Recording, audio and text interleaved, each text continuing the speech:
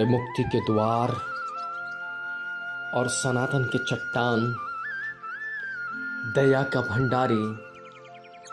प्रेम का सागर, हमारे स्वर्गीय पिता, हम आपके पास एक बार फिर से आते हैं और हम धन्यवाद करते हैं मेरे प्रभु, हर पल हर क्षण संभालने के लिए। धन्यवाद करते हैं प्रभु, अपने दूतों की नियुक्ति हमारे चारों तरफ रखने के लिए। हम धन्यवाद करते हैं मेरे स्वामी, रात भर सुकून से सुलाने के लिए। हम धन्यवाद करते हैं मेरे प्रभु, हर आफत, बीमारी, परेशानी, दुख, वेदना, तकलीफ से हमें बचा करके प्रभु, नींद दे करके, विश्राम दे करके एक नए दिन के अंदर प्रभु हमारी आंखों को खोलने के लिए। पिता, हम आभार व्यक्त करते हैं और आपसे हम यही कहते हैं, प्रभु तू हमारी दुर्दशा में सुधि लेने वाला परमेश्वर है, अपनी करुणा प्रकट करने वाला परमेश्वर है, हमारी हड्डियों को प्रभु जान डालने वाला परमेश्वर है, हमारे मनों को स्थिर करने वाला परमेश्वर है। और आज की सुबह प्रभु जी, हम जितने भी लोग इस प्रार्थना में शामिल हैं प्रभु जी, ऐ पिता हमें सत्य का मार्ग दिखा। ओ पिता, हमें धर्मी बनाने के लिए प्रभु, या बनने की चेष्टा जो हम कर रहे हैं, ओ पिता परमेश्वर, उस दौड़ में प्रभु हमारी सहायता कर प्रभु जी। हमारे मार्ग को हमें दिखला प्रभु जी, हमें हमारा पथ प्रभु हमें बता प्रभु जी, कि हम किस प्रकार तेरे योग्य बन सकें, हम किस प्रकार तेरी इच्छा को पूरी कर सकें, हम किस प्रकार से तेरे सुसमाचार को प्रभु लोगों तक बांट सकें, हम किस तरीके से प्रभु अपने आत्मिक दशा को प्रभु जी आपके पवित्र आत्मा से भर सकें। और पिता, हम सब कोई एक बच्चे के समान लालसा करते हुए प्रभु आपके पास आते हैं। और प्रभु हम आपसे यही कहते हैं, ऐ पिता तू हमारी अधार्मिकता को प्रभु दूर कर, हमारी आत्मा के कपट को दूर कर,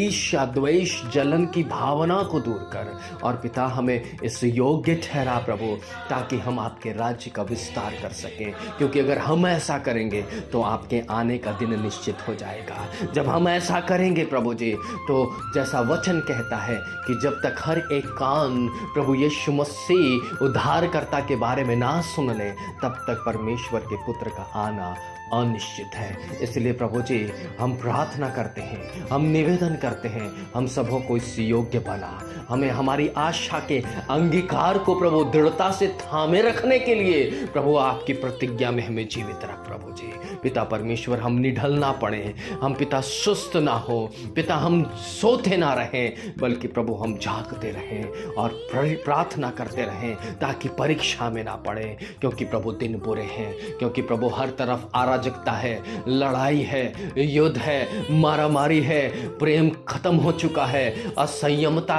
प्रभु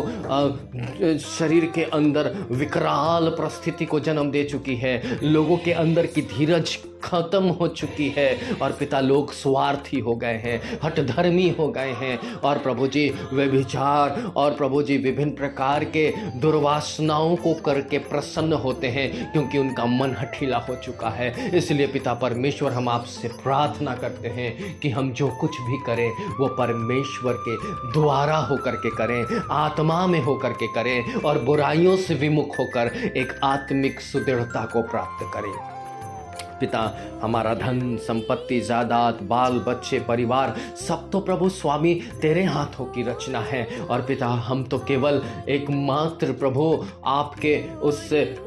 दाखलता से जुड़ी हुई डाली है प्रभु जी, जिससे तू प्रत्येक दिन अपने प्रिय पुत्र प्रभु यीशु मसीह के लहू से सींचता है, ताकि हम पिता फलवंत बन जाएं। हम पिता परमेश्वर एक ऐसे पेड़ के रूप में बन जाएं जो प्रभु उसके पत्ते कभी मुरझाते ना हो। ए पिता, हम ऐसी धार्मिक जीवन को जीने वाले बन जाएं जो खजूर की नाई हो। और पिता, ये आशीष हमारे लिए आपने रखी है। इसलिए प्रभु, आज की सुबह अगर कोई निराश है, कोई हताश है, कोई प्रभु दुष्ट आत्मा की शक्तियों से ग्रसित है, या प्रभु कोई नशे की आदत से ग्रसित है, या प्रभु जी समस्याओं में घिरा है, या प्रभु किसी कर्ज में पड़ा है, या प्रभु जी बीमारी विभिन्न प्रकार के शरीर को कमजोर कर रही है, या प्रभु जी अपंगता है, या प्रभु जी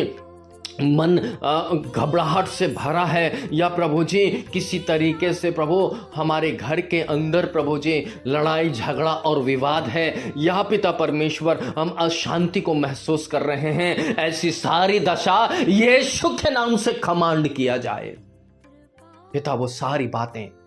जो मनुष्य को बुराई करने के लिए प्रेरित करती है वो यीशु के नाम से दूर हो। संतानें आशीष पाएं, जवान दर्शन देखें, बुजुर्ग दीर्घायु हो, और पिता विधवा अनाथ बेसहारा की सुधि लेने के लिए कोई प्रभु आपके द्वारा प्रभु खड़ा हो जाए, ओ खड़ा हो जाए स्वामी। और पिता परमेश्वर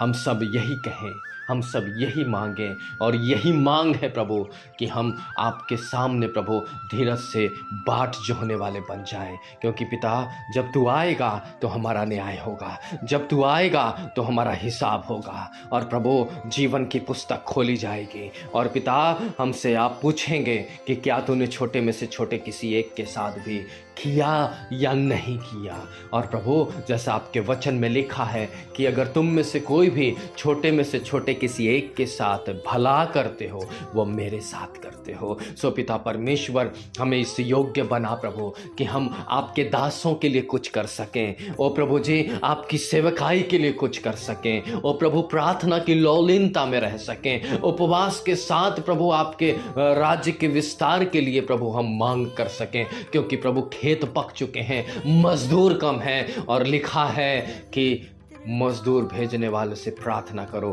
कि और मजदूर भेजे। सो पिता परमेश्वर जिन्होंने अपने जीवन के अंदर प्रभु इन मजदूरों को प्रभु अर्थात अपने सेवकों को प्रभु